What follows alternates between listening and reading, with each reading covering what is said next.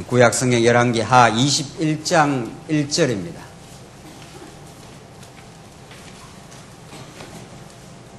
네, 찾으신 줄 알고 봉독 드리겠습니다. 구약성경 열왕기 하 21장 1절입니다.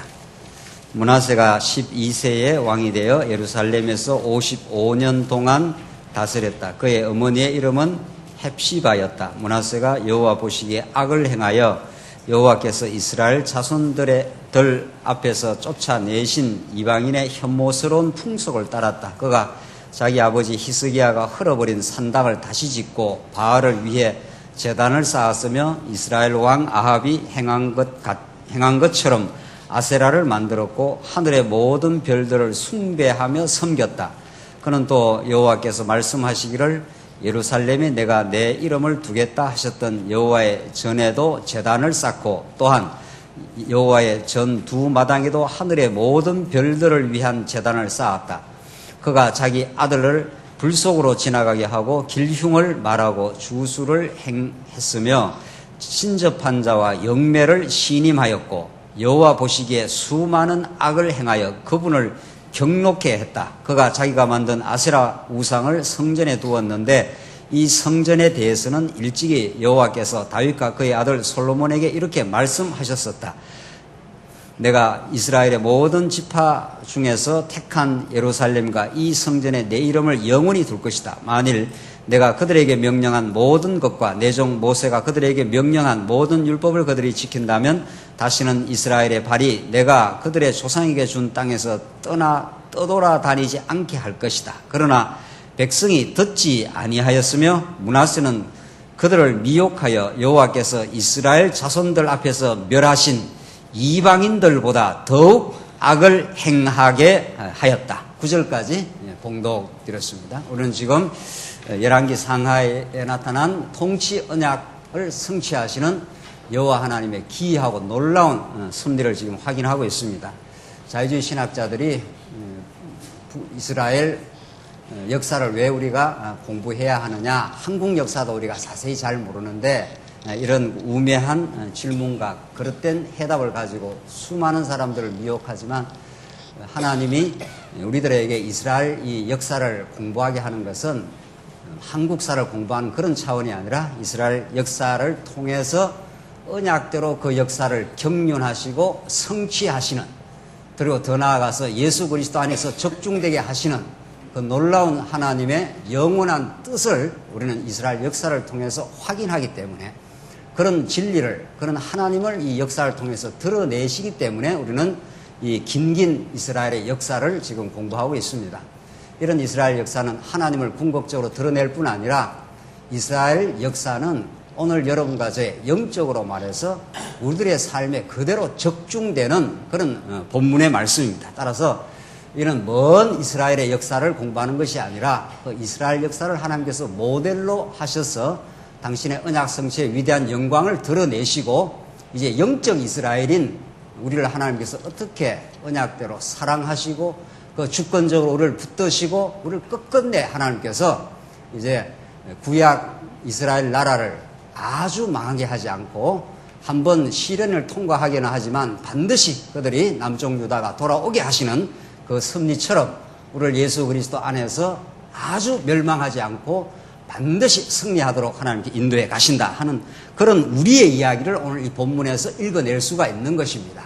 그래서 우리는 열왕기 상하에 지금 우리가 읽어가는 맥락은 열왕기 상하 마지막에 나타난 다윗 왕국을 보호하시는 장면입니다. 그 앞에가 이게 5째 항목인데 여러분들 이미 열왕기 상하를 공부하시면 열왕기 상의 주제가 머리에 떠오르고 그 주제를 뒷받침하는 5개의 항목이 떠오르고 그 5개 항목 가운데 마지막 이제 다윗 왕국을 하나님께서 보호하시는 그런 큰 구조와 그림이 언제나 머릿속에 그려져야 오늘 본문을 읽어가는 제대로 된 의미를 우리가 확인할 수 있습니다. 북이스라엘은 그 다섯 항목 그 위에가 북이스라엘의 패망 과정입니다. 그 북이스라엘은 그들의 행위대로 하나님께서 멸망시키지만 남쪽 유다는 그들의 행위대로 멸망시키지 않고 존속하여 보호하시는 여호와 하나님이시다. 이게 지금 우리가 막 읽어나가는 열왕기 상하의 주제입니다. 이것은 두말할 나위 없이 예수 그리스도 안에서 성취되고 예수 그리스도 안에 지체가 된 우리들을 하나님께서 끝끝내 보호하시는 하나님의 전능하심과 그 신실하심과 자비하심이 오늘 이 본문에 드러나는 겁니다. 우리는 지난 시간 히스기야 왕이 큰 결정적인 실수를 했어도 하나님은 히스기야에서 므낫세 아들로 이어지는, 우리 지난 시간 21절 보십시오. 20장 21절, 히스기야가 자기 조상들과 함께 누우니 그의 아들 므낫세가 그 뒤를 이어 왕이 되었다. 이 얼마나 놀라운 복음인지 모릅니다. 이 성경 구절을 우리는 그냥 읽어 지나가는 것이 아니라 이것이 하나님께서 그 아들로 언약을 계승해 가시는, 꺼져가는 등불처럼 남쪽 유다가 간들간들하지만 하나님께서 아주 끊지 아니하시고 존속시키시는 하나님의 놀라운 은혜가 이 본문에 나타나 있고, 이것이 그대로 구약 전체를 관통하고 신약 전체를 관통하여 오늘 우리에게까지 지금 성취되고 있는 말씀입니다. 그러니까 그 아들 복음 안에서 여러분과 제가 지금 존속해 있습니다. 우리는 오늘의 역사를 그렇게 우리는 읽는 겁니다. 21장 내용은 이제 히스기야가 죽고 므낫세와 아몬의 통치가 21장 전체에 나타나는데, 하나님께서 므낫세와 아몬은 가장 극악한 왕으로 하나님께서 또 섭리를 하시는 겁니다. 그래서 본문 읽은 대로 므낫세 왕, 아몬 왕이 얼마나 극악한 통치를 하는지 하나님을 정면에서 거부하고 하나님의 이름을 두기로 한 성전에서 제사를 드리는, 산당 제사처럼 바알신을 갖다 놓고 아세라 여신을 섬기는 그런 기괴한 일이 지금 일어납니다.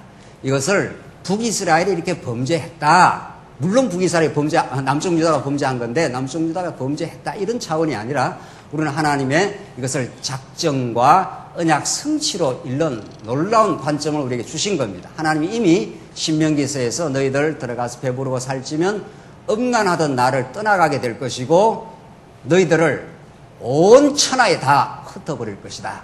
이게 신명기에 나타난 작정이요 하나님의 신실한 계획이요 신실한 성취가 오늘 이 본문에 드러나고 있는 것입니다. 그러면 왜 하나님께서 이렇게 하시는 거예요? 하나님께서 전능하셔서 얼마든지 하나님 자기 백성들을 머리카락 하나도 죄에 오염되지 않도록 완벽하게 하나님께서 하실 수 있는 하나님이 왜 이렇게 므낫세 아몬으로 이어지는 이 어리석은 죄 가운데 그냥 내어버려 두시는가? 하나님의 절대 전능하신 섭리 가운데 죄가 왜 존속하는가? 이걸 어떤 철학자, 어떤 신학자도 이 질문을 풀지 못한 겁니다. 그러나 오늘 우리 본문의 말씀은 하나님의 섭리 가운데 이런 므낫세와 아몬으로 이어지는 이 극악한 죄를 어떻게 우리는 어떤 관점에서 해석하고 어떤 하나님의 놀라운 은혜를 이 본문에서 읽을 것인가? 우리는 21절 보시면 지금 므낫세가 12세에 왕이 되어 그렇지 않습니까? 그러니까 히스기야가 15년 연장이 되어서, 그러니까 연장이 되고 한 3년 후에 이제 므낫세가 이제 탄생을 한 겁니다. 그래서 12년이 이제 지나서 이제 히스기야는 죽은 거죠. 하나님께서 이렇게 그 왕의 아들로 이어져서 궁극적으로 하나님의 아들 예수 그리스도 이어진다는 걸 오늘 21장에서 이렇게 밝히고 있는 겁니다. 므낫세가 12세의 왕이 되어 예루살렘에서 55년 동안 다스렸다. 그의 어머니의 이름은 헵시바였다. 므낫세가 여호와 보시기에 악을 행하여 여호와께서 이스라엘 자손들 앞에서 쫓아내신 이방인의 혐오스러운 풍속을 따랐다. 우리가 읽은 대로 쭉 아예 예루살렘 성전에다가 기가 막힌 일이 이제 벌어지는 거죠. 예루살렘 하나님의 이름을 두기로 한 하나님의 용서와 자비의 상징인 그 성전 안에다가 아세라 목상을, 바알신을 섬기는 이런 기가 막힌 악을 행해서 하나님의 진노를 격발시켰다. 너희들 다 죽었다. 이런 거죠. 자, 그런데 얼마나 악했는가 하면 9절 우리 마지막 한번 보십시다. 그러나 백성이 듣지 아니하였으며 므낫세는 그들을 미혹하여 여호와께서 이스라엘 자손들 앞에서 멸하신 이방인들보다 더욱 악을 행하게 하였다. 이렇게 되어 있습니다. 하나님이 이방들 다 멸했는데 이스라엘 백성들 앞에서 애굽도 멸하고 나중에 아수르도 멸하고 나중에 이방들을 다 멸하는데 이들보다도 남쪽 유다가 뭐라고 그럽니까? 더욱 악을 행하게 되었다는 겁니다. 그러니까 하나님은 이런 섭리를 통해서 남쪽 유다가 나중에 70년 바벨론 포로에서 완전히 함락되었다가 포로가 되고 다시 기이한 하나님의 놀라운 섭리에서 돌아왔을 때 다시는 자기들을 자랑하지 못하게 합니다. 왜? 오늘 본문이 가르치는 대로 이방인들보다 더욱 악을 행했으니까. 뭐 이방인과 같다 정도가 아니라 하나님께서는 이방인들보다 너희들은 더 심해. 그들은 아예 성전이 없으니까 산당 제사 드리고 바알신 섬겨서 풍요의 신을 섬기는 건 당연하지만 너희들은 하나님의 사랑을 받은 백성, 언약 백성, 성전까지 지어줬는데도 그랬다는 겁니다. 이게 여러분과 저의 삶에서 그렇게 멀지 않습니다. 정말 멀지 않는 이야기입니다. 하나님의 은혜로 베풀어 주시지 않으면 우리는 예수를 믿는다 하면서도 우리의 타락한 옛 근성이 남아가지고 하나님을 섬기고 하나님으로 기뻐하기보다는 얼마든지 우상을 섬기고 바알신, 풍요의 신을 섬깁니다.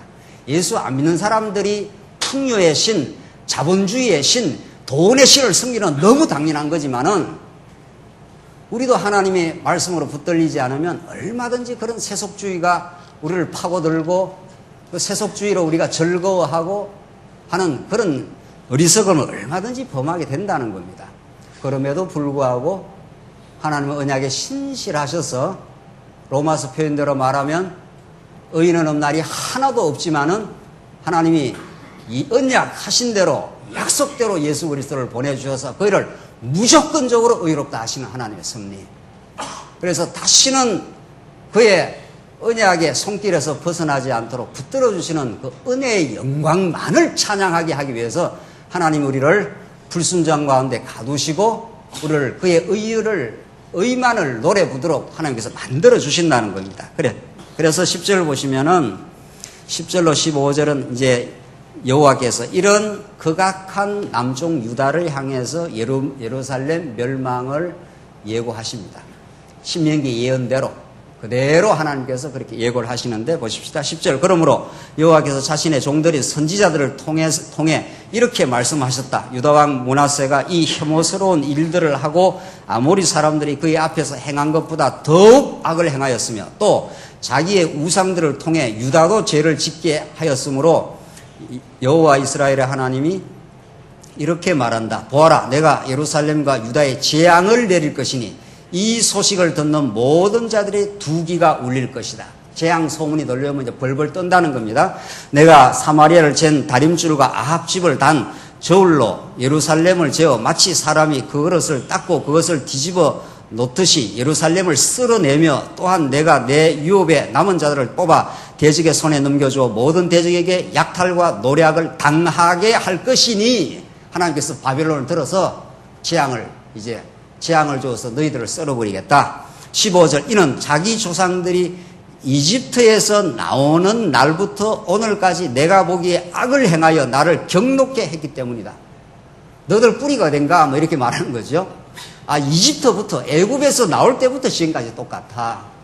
하나님께서 언약 백성 아브라함의 그 자녀들을 가나안 땅에서 그냥 얼마든지 축복을 줄 수 있는 하나님이 복을 내릴 수 있는 하나님이 요셉이 팔려 들어가고 애굽으로 들어가고 400년 동안 푹푹 죄의 종살이 하도록 그 죄가 밑거름이 되어서 예수를 만나도록 하나님이 그렇게 깊고 깊은 이 죄악된 섭리를 하나님의 언약 정륜 속에서 섭리를 해 주므로 어떤 인생도 스스로 의를 만들어낼 수 없고 스스로 하나님 나라를 스스로의 힘으로는 창출할 수 없도록 하셨다가 하나님의 전적인 능력으로 하나님 은혜의 손길을 따라서 그들을 회복시키는 여호와 하나님의 섭리.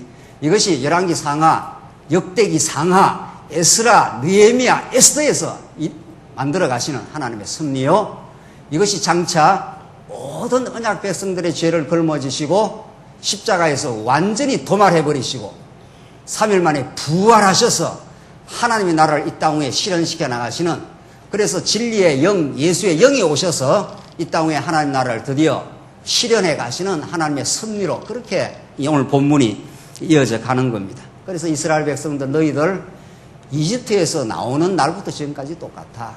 목이 곧은 백성이야. 이렇게 하나님께서는 이들을 이제 밝혀주시는 겁니다. 16절 보시면은 16절로 16절로 18절 보시면 므낫세가 죽어 장사되고 아들 아몬이 대신에 왕이 됩니다. 16절로 18절 더욱이 므낫세는 무지한 피를 많이 흘려 예루살렘 이편에서 저편까지 가득하게 하였으며 이 외에도 유다로 죄를 짓게 하고 여호와 보시기에 악을 행하도록 하였다. 이런 므낫세를 살려두면 안 되잖아요. 하나님의 공의의 법칙대로 말하면 북쪽 이스라엘을 완전히 아수르에서 썰어버렸듯이 이들도 썰어버려야 마땅한 거죠. 그런데 므낫세 아몬으로 이어지고 요시야로 이어지고 이 남쪽 유다가 망하지 않는 존속게 하시는 하나님의 섭리가 있다는 겁니다. 그래서 하나님은 이렇게 므낫세의 죄를 폭로시키고 이제 장차 오실 메시아를 이제 가르쳐 주시는 거죠. 17절 므낫세의 남은 행적과 그가 행한 모든 일과 그가 지은 죄가 유다 왕조 실록에 기록되어 있지 않느냐. 므낫세가 자기 조상들과 함께 누우니 자기의 궁의 정원 곧 우사의 정원에 장사되어 그의 아들 아몬이 그 뒤를 이어 왕이 되었다. 그러니까 북이스라엘하고 다르잖아요. 북이스라엘은 계속 피해 혁명이 일어나서 계속 바뀝니다. 또 바뀌고 또 바뀌고 또 바뀌고 해서 나라가 아주 망해버리지만, 그러니까 김일성 뭡니까? 김일성, 김정일, 김정은 뭐 이렇게 지금 이어졌어요. 그래서 오래 못 가야죠 이제. 그러면서 오래 못 가듯이. 그런데 이 나라는 계속 이어진다는 겁니다. 그러니까 이것이 영원 무궁토록 예수 그리스도를 향해서 그렇게 하나님께서 하시려고 그 아들로 이어가시는 하나님의 언약적 신실함을, 너희들은 계속 나를 떠나고 범죄하고 열방보다도 더 악을 범해도 내가 너를 향한 하나님의 신실함은, 그 자비하심은 영원 무궁하다. 이게 성경에서 쾅쾅 울려오는, 언제나 범죄 때문에 허우적거리기도 하고 염려하기도 하고 걱정하기도 하는 우리 못난 우리 인생들을 향한 하나님의 긍휼과 자비하심입니다. 그러니까 므낫세에서 아몬으로 이어져요. 계속 안 끊어져요. 안 끊어져요.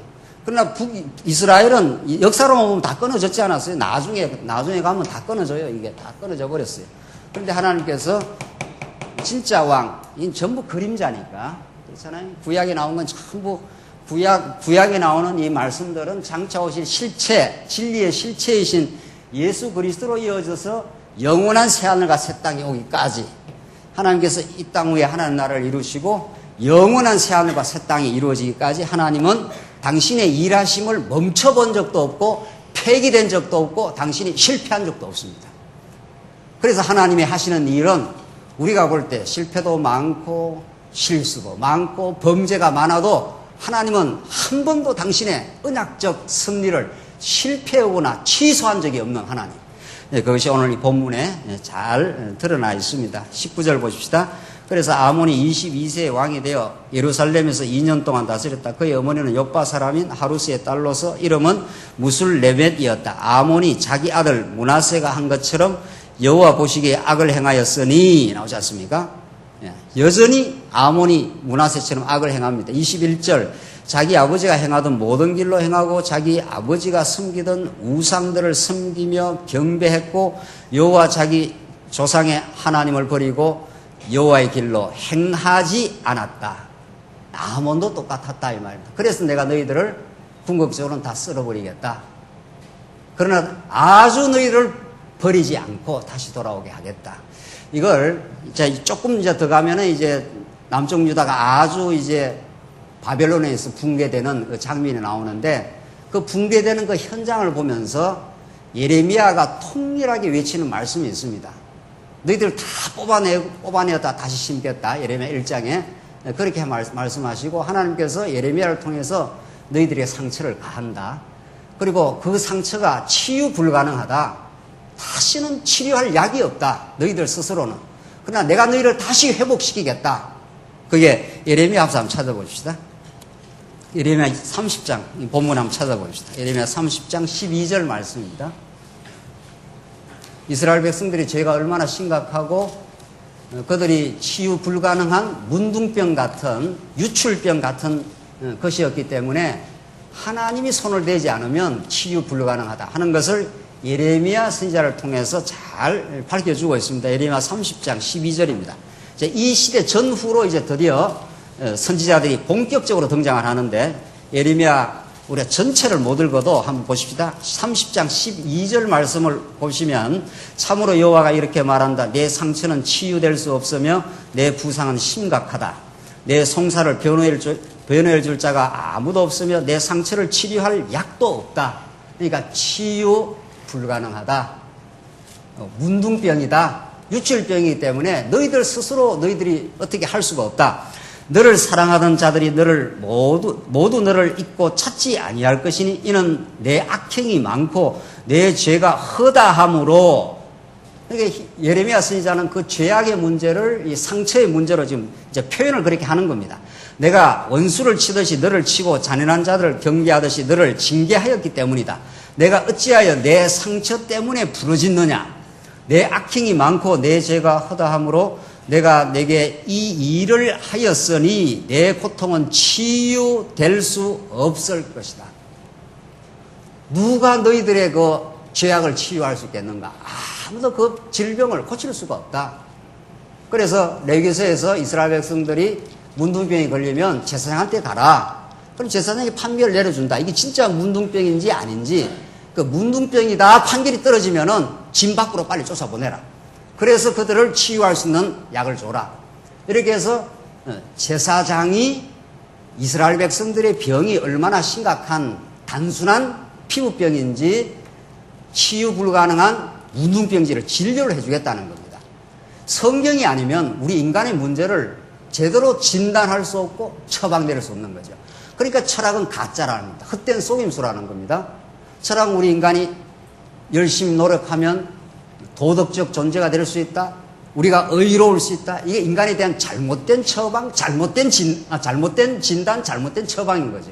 그러나 성경은 인간을 불순종 가운데 가두어 두셨기 때문에 아무도 치유 불가능하다. 그래서 하나님의 긍휼과 자비가 등장해야 그들을 회복시킬 수 있다. 오늘 본문 말씀이 그렇습니다. 그래서 16절 보십시오. 그러나 나오지 않습니까? 이 그러나 복음 아닙니까? 그러나 너를 먹는 모든 자들이 먹힐 것이며 내 모든 대적들이 다 포로로 끌려갈 것이고 너를 탈취한 자들이 탈취를 당할 것이니 너를 약탈한 자들을 모두 내가 약탈을 당하게 할 것이다. 여호와의 말이다. 진실로 내가 너의 건강을 회복시키며 내 상처를 치유할 것이니 이는 그들이 너를 쫓겨난 자라 부르며 아무도 찾지 않는 시온이라고 하기 때문이다. 너희들 다 쫓겨난 자야. 아무도 찾지 않는 시온이야. 누가 너희들을 돌아봐. 너희들은 다 잊혀진 백성이야. 70년 포로에서 누가 돌아올 수 있어. 그러나 하나님의 약속은 생생하게 바벨론에서 살아있었고 정확하게 예레미야 선지자가 예언한 대로 70년이 차면 돌아온다. 하나냐 선지자는 2년 만에 돌아온다고 거짓 선지자들은 그렇게 외쳤습니다. 빨리 돌아온다. 그러니까 치유가 빠르다는 거죠. 조금만 노력하면 돌아올 수 있다. 그러나 진짜 선지자는 불가능이야. 너희들 힘으로는 절대 돌아올 수 없어. 그러나 내가 너희를 반드시 돌아오게 하고야 말 거야. 이게 하나님의 긍휼과 자비입니다.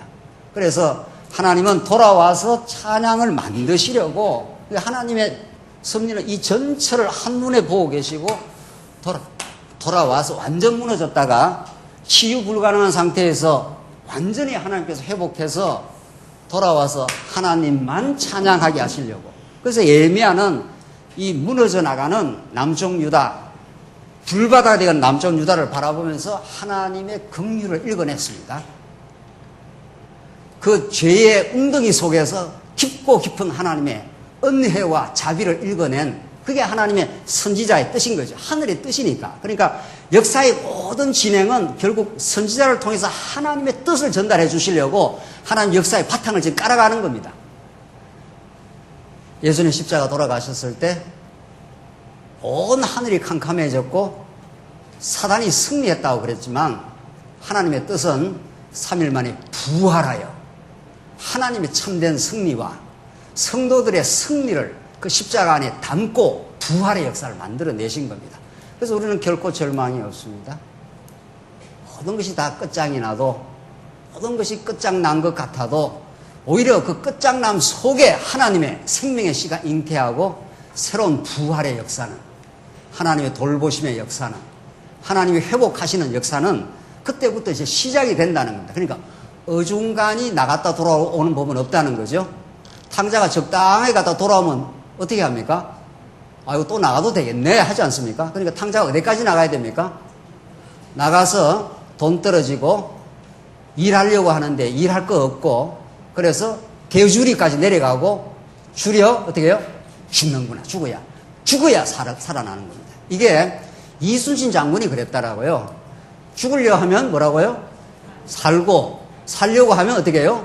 죽는다. 그래서 전쟁을 많이 이겼지 않습니까? 그건 이순신 장군은 아마가 아니라 일반 계시에서 그런 걸 느낀 겁니다. 뭔가 살라고 벌벌대면 그게 죽고, 딱 죽으려고 각오하면 산다. 이게 이제 이순신 장군이 일반 계시에서 그렇게 깨달은 모양인데, 우리는 그 정도가 아니고, 그 정도가 아니라 예수와 함께 죽고 예수와 함께 영원히 사는 길을 하나님 열어놨습니다.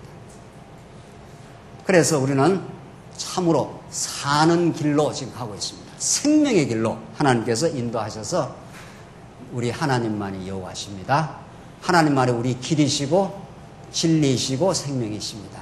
그 그리스도를 우리는 그렇게 깨달아가고 있습니다. 지금 이스라엘 백성들에게 하나님께서 므낫세와 아몬으로 이어지는 이 극악한 범죄, 그러나 23절 한번 보십시오. 아몬이 그 범죄를 행했어도 또 아들로 또 이어집니다. 23절, 아몬의 신하들이 반역하여, 나오지 않습니까? 아몬의 신하들이 반역하여 궁궐에서 그를 살해했다. 이쯤 되면은 남쪽 유다가 이제 구테타가 날 만한 거죠. 아몬이 죽었으니까, 아몬이 그냥 죽은 게 아니고 이 부하들이 아몬을 살해한 겁니다. 그러면 아몬이 끊어지고 유다 왕통이 끊어지고 다른 왕통으로 신하들 가운데 강력한 어떤 자가 등장할 수가 있는데 그렇게 되질 않습니다. 24절 보십시오. 그러나 나오지 않습니다. 이게 하나님의 복음입니다.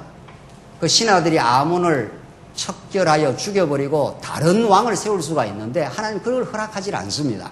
아몬이 아무리 범죄해도 하나님의 작정한 뜻을 거스를 수가 없습니다.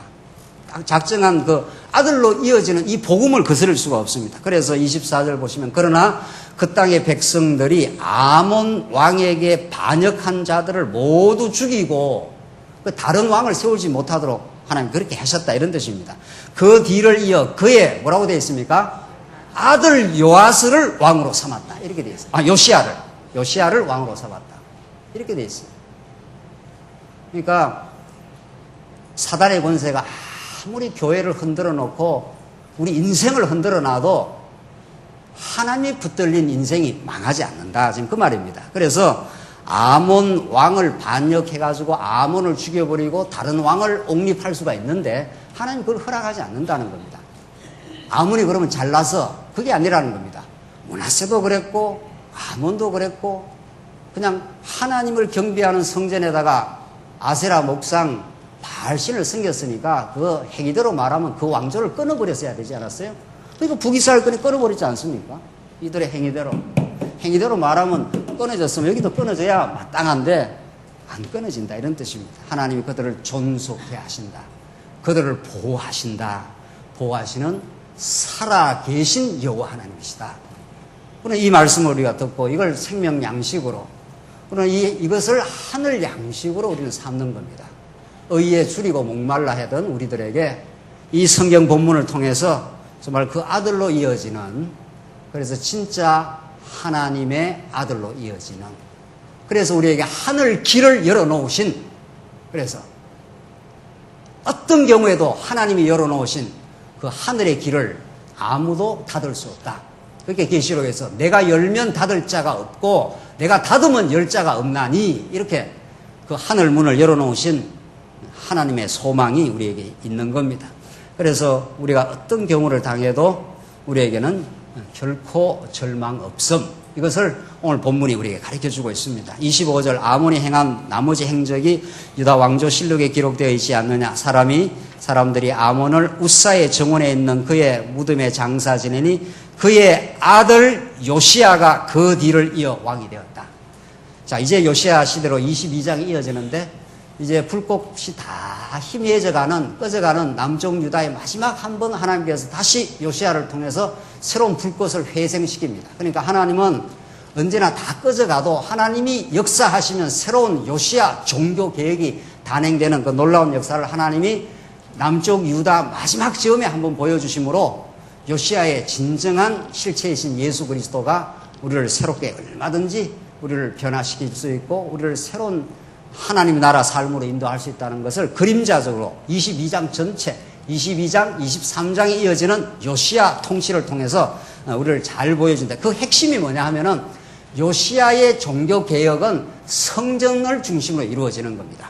자, 그러니까 우리는 아브라함을 통해서 하나님 나라를 하나님이 이미 작정을 하신 겁니다. 언약을 하셨습니다. 자손 땅 통치가 그 내용이, 언약의 내용이 하나님의 나라니까. 그러니까 하나님이 아브라함 하나를 불러갖고 그 엄청난 유다 나라, 하나님 나라를 이루어 주겠다는 겁니다. 그러니까 아브라함이 무슨 능력이 있습니까? 혈혈단신으로 불려와서 하나님이 너를 통해서 큰 민족을 이루겠다. 이러니까 아브라함 수준에서는 그게 뻥소리처럼 들려지겠지 않겠어요? 그게 눈에 보이지 않으니까 너를 통해서 큰 민족을 이룬다 그러니까 그게 하나님 수준에서 하나님의 작정으로 말한 거니까 아브라함은 그게 잘 안 믿어진 겁니다, 사실은. 나중에 이삭을 놓고 이제 믿어진 건데 이 나라를 이루는 과정에 하나님께서 이 백성들이 아담의 후손이기 때문에 이들이 전부 오늘 본문이 말하는 대로 이집트에서부터 너희들이 범죄했다고 하지만 더 근본적으로는 아담 타락으로부터 다 범죄했기 때문에 그들의 능력으로 하나님 나라를 이룰 수가 없어요. 그러니까 하나님이 이루신다 이런 뜻입니다. 그래서 하나님이 모세 언약을 통해서 그들의 모든 죄악된 존재들을 양을 한 마리 가져와서 용서해 주시고 그래서 제사장이 그 피를 가지고 휘장을 쫙 열고 1년에 한 번 대제사장이 성막 안으로 지성소 안으로 회막 안으로 하나님을 만나는 그 자리로 쫙 휘장을 열고 들어가지 않습니까? 그래서 피를 뿌리면 하나님의 영광이 그 성전에 임해서 그게 하나님 나라의 가장 절정의 모습을 보여주는 겁니다. 그러니까 하나님 나라의 그 핵심은 하나님 나라의 핵심은 아브라함 언약의 그 핵심은 모세 언약을 통해서 성취가 되는 거죠. 그래서 그게 다 이제 나중에 다윗과 솔로몬으로 이어지지 않습니까? 다윗을 통해서 하나님 나라를 이루시고 그 나라가 계속 존속된다는 걸 보여주기 위해서 솔로몬 성전을 지어주지 않습니까? 그러니까 하나님 나라와 하나님 나라의 그 핵심인 성전이 계속해서 반복적으로 이어져 가는 겁니다. 구약에는. 그러니까 하나님이 그 죄를 용서해 주지 않으면 이스라엘 백성들이 그 하나님 나라를 누릴 수가 없어요. 여러분과 저와 마찬가지 아닙니까? 이 교회가 하나님 나라 아닙니까? 우리가 죄인된 모습 그대로 드러나면은 절대로 하나님 나라를 이룰 수가 없지요. 시기, 원망, 불안, 미움, 갈등, 그게 우리 옛사람, 죄악된 존재니까 그 모든 죄를 다 하나님께서 십자가에서 정리하시고 실제로 건덕을 세워주지 않습니까? 그래서 이해하게 되고 성도들을 내한테 실수하고 잘못한 사람, 내가 피해자이기도 하지만 내가 가해자일 수도 있다. 얼마든지 인간이 그럴 수 있는 거죠. 그렇게 해서 그런 사태를 점점 이해하게 되고 용납하게 되고 그래서 하나님 나라를 구체적으로 건덕적으로 이루어가지 않습니다. 사랑은 오래 참고 사랑은 온유하며 사랑은 자기 유익을 구치지 아니하며 사랑은 투기하지 않으며 사랑은 모든 것을 참고 모든 것을 이기느니라. 그게 사람이 할 일입니까? 그게 옛사람이 할 일이냐 말이죠. 우리 안에 예수 그리스도의 영이 역사하시고 그래서 이해하고 용납하고 사랑하게 될 때 천국이 어떻다는 것을 점점 우리가 느끼게 되듯이 하나님은 아브라함 언약의 하나님 나라의 약속을 모세 언약의 성전의 방식으로 그들을 용서하시는 방식으로 그들 전부를 하나 되게 성막을 지을 때 모든 널빤지를 쫙 끈으로 하나로 쫙 묶어가지고 하나 되게 만들어 가시는 그래서 우리가 모두 하나 예수 그리스도 하나라는 사실을 깨닫게 하셔서 하나님과 서로 사랑하게 되는 거 아니겠어요? 이 손이 이 손을 갖다가 이렇게 미워하거나 이렇게 상처를 가하면 이 손 전체가 몸이 아픈 거니까 그걸 우리가 경험하도록 해서 그래서 하나님 나라는 이런 것이야 하면서 그 왕 대신 아브라함 언약과 모세 언약이 다윗과 솔로몬에게 이어지게 하신 하나님은 이 모든 것들이 그림자니까 예수 그리스도가 진짜 하나님 나라를 다스리는 왕으로 이 땅에 오시고 그가 제사장이 되어서 섬겨주시러 이 땅에 오신 거죠. 그래서 하나님 나라가 이렇게 이루어진 겁니다. 그가 제물로 죽어 우리를 섬겨주심으로 대속물로 주어 너희를 섬기러 왔노라. 그 그리스도의 왕이 온 우주 만물의 왕이 우리를 섬기러 이 땅에 오셔서 우리를 사랑해 주심으로 이제 우리가 그의 영의 이끌림을 받아서 우리가 교회를 섬기게 되는 하나님의 놀라운 섭리가 우리 안에 있습니다. 그래서 지금 이 요시야의 종교개혁의 핵심이 성전을 수리하는 겁니다. 하나님 나라는 뻔하게 있는데 다 이게 에집트부터 나온 죄인들이에요. 그러니까 항상 그들이 죄를 범하고 있으니까 어떻게 하나님 나라가 이루어지겠느냐. 그래서 하나님이 모세를 통해서 이미 이렇게 성전을 딱 준비시켜 놨습니다. 모세 언약, 시내살 언약을 통해서 그들이 범죄해도 다 용납받고 다 하나님 앞에서 하나님의 영광을 찬양하도록 그래서 지성소에 들어와 가지고 이 백성들이 다 범죄하고 살지 않습니까? 한 사람도 예외 없이. 그러면 양을 잡아 피를 흘려 깨끗하게 씻어가지고 깨끗하게 씻어서 성소를 지나 하나님이 계신 이곳에서 휘장을 여시고 예수님이 십자가 돌아가실 때 휘장이 위에서 아래로 쫙 갈라지면서 이 지성소에 하나님을 만날 수 있도록. 그래서 여러분과 제가 이렇게 천국을 누리는 겁니다. 하나님은 완전히 우리의 죄를 도말해 버리셨다. 그래서 여호와 하나님이시다. 한번 약속하면 우리를 결코 버리지 않는다. 그렇게 해서 우리가 하나님 나라를 누려 찬양하도록 만들어 가시는 그게 오늘 요시야 성전 개혁입니다. 왜냐하면 이스라엘 백성들이 나라는 뻔히 이루어졌는데 성전에 하나님의 말씀을 지키지도 않고 또 범죄했을 때 성전에 가지도 않는 거죠. 그러니까 성전이 점점 퇴락될 거 아니에요.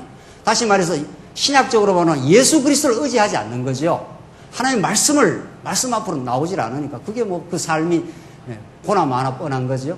그래서 지금 성전 개혁이 그렇게 중요한 겁니다. 요시야의 성전 개혁은 장차 오실 참 성전 대신 예수 그리스도를 통해서 새롭게 만들어주겠다는 하나님의 언약의 말씀입니다. 22장 보십시오. 요시야가 8세의 왕이 되어 예루살렘에서 31년 동안 다스렸다. 그 어머니는 보스가 사람인 아다야의 딸로서 이름은 여디다였다. 요시야가 여호와 보시기에 올바르게 행하여 그의 조상 다윗의 모든 길로 행하였으며 좌우로 치우치지 않았다. 3절 요시야 왕 제18년에 왕이 무슬람의 손자이며 아살리아의 아들인 서기관 사반을 여호와의 전으로 보내며 말했다. 이게 하나님께서 요시야에게 이런 마음을 주신 거죠. 아하, 이 성전이 참 소중한데 이렇게 이제 마음을 주신 겁니다. 4절 대제사장 hil기야에게 올라가서 문지기들이 백성들에게서 모아 여호와의 전에 바친 돈을 결산하게 하고 그것을 여호와의 전 감독을 맡은 일꾼들의 손에 전달하게 하고 그들이 그것을 여호와의 전에서 일하는 일꾼들에게 지불하게 하여 전에 파손된 것을 수리하도록 하되 목수들과 건축자들과 미장이들에게 주어 전의 수리를 위하여 목재와 다듬은 돌을 사게 하여라. 그러나 그들의 손에 맡겨진 돈에 대해서는 계산하지 마라. 이들은 그들이 진실하게 일하고 있기 때문이다. 그래서 요시야 왕이 그 일꾼들을 아주 진실하게 일하는 그들을 하여금 힘차게 성전을 수리하도록 만듭니다. 이 성전을 수리하게 만듭니다. 하나님 나라의 진짜 핵심 중에 핵심 성전. 그러니까 여러분과 저는 하나님 나라 예수 그리스도를 통해서 예수 그리스도가 하나님 나라로 오시고 성전으로 오셔서 우리를 하나님 나라 백성이 되게 하고 성전이 지어져 가도록 그렇게 하시는 거 아니에요. 그러니까 하나님 나라와 성전은 분리되지 않습니다. 완벽하게 예수 안에서 성취되고 우리 안에서 우리도 하나님 나라 백성으로 성전의 지체로 그렇게 지금 이어져 가고 있는 거죠. 그러니까 그 언약이 지금 이루어져 가고 있는 겁니다. 이건 구약이니까 그렇잖아요. 하나님이 요시야 왕의 마음을 잘 새롭게 해서 성전을 지금 수리하게 한다는 거 아닙니까?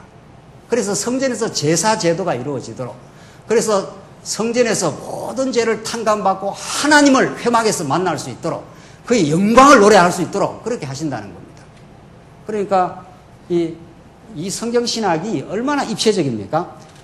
첫 아담에게 하신 약속을 둘째 아담을 통해서 이루시되 그것을 이루어가는 것을 그대로 아담에게 3대 언약을 그대로 하나님이 연결하셔서 이어서서 그림자적으로 이루시는데 반드시 모세 언약의 과정을 통과하면서 이루어 가시겠다는 겁니다.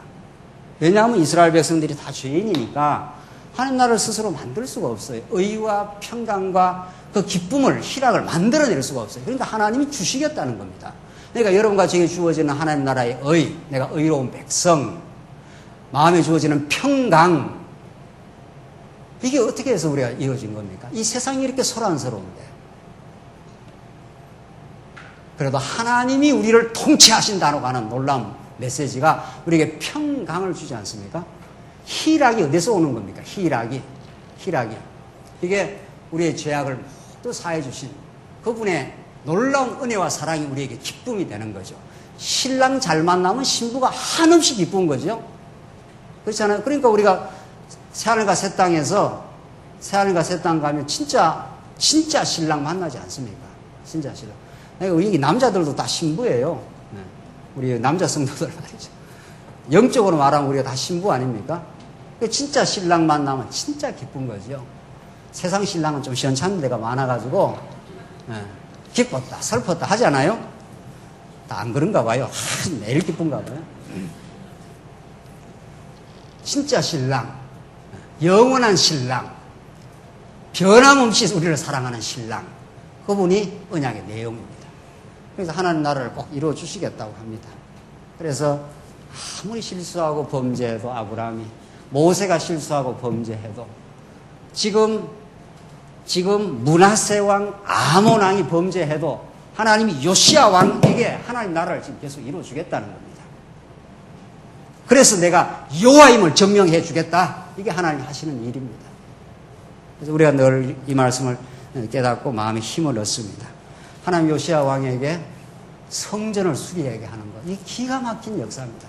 다시 말해서 잊혀졌던 예수 그리스도를 우리 마음속에 다시 생각나게 하신다. 이렇게 우리는 이 본문을 해석할 수 있지 않습니까?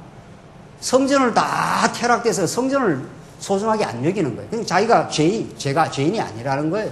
성전 갈 이유가 없다는 거예요. 오히려 바알신을 성전에다 섬겼으니까, 그 풍요의 신을, 그 세속주의를 섬겼으니까 당연히 너희들 썰어버려야겠다 한번.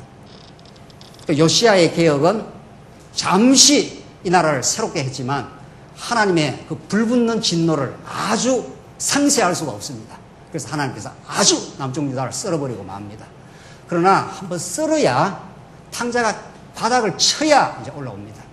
다시 회복은 이루어지고 하나님 나라는 새롭게, 성전은 건축되고 느헤미야 때 하나님 나라가 다시 이루어지는 역사는 그건 구약의 역사가 아니라 생생한 여러분과 저의 역사입니다. 지금 우리 안에서 이루어지고 있는 역사입니다. 하나님 우리를 하나님 나라 백성으로 부르실 뿐 아니라 왕 같은 제사장으로 불러서 우리를 그렇게 인도를 하십니다. 이제 결론으로 가십시다. 지금 이렇게 해서 성전을 수리한다는 게 이렇게도 중요합니다. 성전은 구약의 생명줄입니다. 8절, 대제사장 hil기야가 서기관 사반에게 말하기를 내가 여호와의 전에서 율법책을 발견했다 하며 그 책을 사반에게 주니 사반이 그것을 읽어보았다. 서기관 사반이 왕에게로 들어가서 보고하기를 왕의 종들이 전에 있는 돈을 다 쏟아서 여호와의 전 공사를 감독하는 일꾼들의 손에 전달했습니다 하였으며, 서기관 사반이 또 보고하기를 대제사장 hil기야가 내게 책 한 권을 주었습니다 하고 왕 앞에서 그것을 낭독했다. 이게 신명기 언약, 레위기, 신명기 다 율법에 관한 언약입니다. 그걸 성전에서 율법책을, 언약책을 발견하고 그걸 그대로 막 읽어준 겁니다. 그러니까 십계명도 읽어줬고 율례도 읽어주고 규례도 읽어주고. 그러니까 이스라엘 백성들의 죄가, 율법이라는 것은 십계명은 그들의 죄를 통로시키고 그 허다한 죄를 다 규례를 통해서 용서해 주시니까 그 성전에서 그걸 용서해 주겠다고 약속한 그 율법책을 다 읽어준 겁니다. 그 반응이 어떻습니까? 그 반응이 어떻게 나옵니까? 11절에 왕이 그 율법책의 말씀을 듣고는 자기 옷을 찢었으며, 이 구약에서 자기의 죄를 발견하고 그 죄를 부복하는 장면입니다. 그 옷을 다 찢어버렸다. 그래서 하나님 앞에 거꾸러지게 하셨다는 겁니다. 이 거꾸러짐 없이 회복은 없는 거죠. 절대로 하나님 앞에서 거꾸러짐 없이 진정한 은혜의 깨달음은 없는 거죠. 그래서 하나님께서 우리를 하여금 율법을 주어서 죄를 깨닫게 하십니다. 그리고 나서 그 모든 허다한 죄를 다 탕감해 주셔서 죄 많은 곳에 은혜가 넘치도록 하나님께 하셨다. 그래서 우리의 믿음이 좋아진다는 건 무엇입니까? 교회 와서 많이 봉사한다, 어쩐다, 이건 따라 나오는 결과일 뿐이지 진짜 믿음이 좋은 것이 무엇입니까? 하나님의 은혜가 아니면 아무것도 아닙니다. 하나님 참으로 전능자이십니다. 당신의 손에 모든 것이 달려 있습니다. 당신의 용서가 아니면 나는 머리끝에서 발끝까지 하나도 하나님 앞에 용납받을 수 없습니다. 당신을 믿을 뿐입니다. 그게 믿음 아닙니까? 당신이 아니면 한순간도 나는 살 수가 없습니다. 당신의 은혜로 살았습니다. 당신만을 찬양할 뿐입니다. 그 은혜의 찬양을 우리 입에서 나오게 하시려고 여러분과 저를 이 죄악 많은 세상 가운데 뒹굴게 하시고 불행을 겪게 하셔서 예수 안에서 진짜 참된 행복을 얻게 하십니다. 우리가 생각하는 행복과 불행의 기준이 무엇입니까? 많이 가지면 행복하고 없으면 불행하고 건강하면 행복하고 병들면 불행하다는 게 세상이 만든 기준일 뿐입니다. 진짜 행복은 세상이 말하는 불행을 많이 경험하고 진짜 예수 안에서만 영원한 행복이 있음을 겪게 하십니다. 하나님 그렇게 하시려고 우리를 이 땅에 불리시고 돌리시고 이제 마침내 예수 안에서 변하지 않는 영원하신 신실하심을 얻게 하십니다. 왕이 그 율법책의 말씀을 듣고는 자기 옷을 찢었으며 제사장 hil기야와 사반의 아들 아히감과 미가야의 아들 악볼과 서기관 사반과 왕의 신하인 아사야에게 명령하여 말하기를 너희는 가서 나와 백성과 온 유다를 위해 이 발견된 책의 말씀에 대해 여호와께 여쭤보아라. 이는 우리 조상들이 이 책의 말씀을 듣지 않고 우리를 위해 기록된 모든 것을 행하지 않아 우리를 향해 타오르는 여호와의 분노가 크기 때문이다. 여호와의 분노가 큰데 여호와의 자비하심은 그보다도 훨씬 큰 거죠. 그렇게 되는 거죠.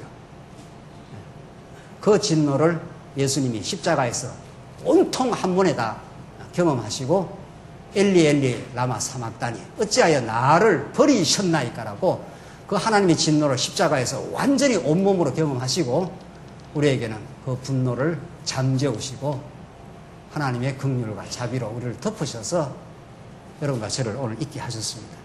그래서 하나님의 나라 백성이 되게 하셨고 우리는 이제 다음 없는 이 땅의 어떤 것도 하나님이 주신 은혜와 비할 바 없는 그 놀라운 절대적 행복과 축복 속에 우리를 있게 하셨습니다. 사랑하는 성도님들, 우리가 겪어온 모든 것들, 우리가 사랑했던, 우리가 가지고 싶었던 명예와 부와 권력들이 그 영광스러운 하나님의 살아계심과 그 위대한 사랑에 비하면 태양빛 앞에 촛불 같은 있으나 없으나 마찬가지인 그런 놀라운 은혜 속에 우리를 지금 인도하고 있습니다. 그 진리 안에 진정한 승리와 참된 삶의 기쁨이 있기를 바랍니다. 기도하십시다. 자비하신 하나님 아버지 은혜를 감사합니다. 이 땅에 저급한 가치들 때문에 진짜 고급하고 영원한 가치인 예수님을 우리가 놓쳐버릴 때가 많았습니다. 이제 언약에 신실하신 여호와 하나님께서 그 아들 예수 그리스도를 주셔서 이제 영원히 변치 않는 이제 아주 사라지지 않는 썩지 않고 새하지 않는 기업을 주셔서 감사합니다. 그 진리로 우리가 참된 자유를 얻게 하셔서 이 땅에 무엇을 겪든지 범사의 하나님을 인정하고 감사하게 하시옵소서. 예수님 이름으로 기도하옵나이다. 아멘.